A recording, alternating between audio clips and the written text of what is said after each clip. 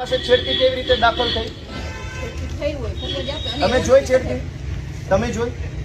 તમે પોતે ત્યાં ઉભા હતા, તમે પેલી બેનને ધક્કો મારીને બહાર લઈ જાવ છો. એ તો સાહેબ એ તો પછી હું આવી હતી, એ પેલા તો બનાવ બન્યો. તમે છેડતી જોઈ? ત્યાં છેડતી કરવા ગયા હતા લોકો? બનાવ બની. હું શું કહું, આ છેડતી કરવા ગયા હતા ત્યાં? એ છેડતી કેન્દ્ર છે, એ કોલેજ છે, તો ત્યાં છેડતી કરવા ગયા? કોલેજ છે, કોલેજ છે, આ કોલેજિયન છે. તો ટેકાના ભાવની ખરીદી કરનારા લોકો ખેડૂત પાસેથી પૈસા માંગે છે, એના માટે થઈને કોઈએ એમને જાણ કરી, તો આનું શું છે? આમાં એફઆરઆઈ થઈ ગઈ કે નથી થઈ? એક મિનિટ, તમે એમ કહો જ્યાં રજૂઆત કરવાની એને કરો.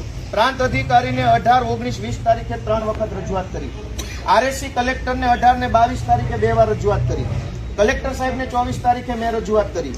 24 તારીખે સીઈઓ ને રજૂઆત કરી અને 24 તમને એફઆઈઆર આપી. હજુ તમે એમ કહો રજૂઆત કરો, તો આ ગુંડા તમને રજૂઆત કરવા આવ્યા હતા?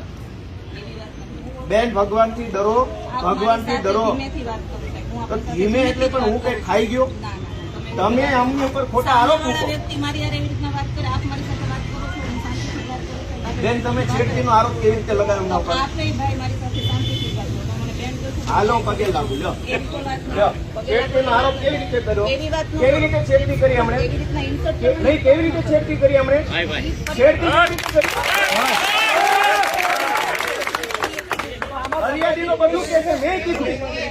પગે લાગુ તમને, પગે લાગુ. લો, છેડતી કેવી રીતે કરી? બેન,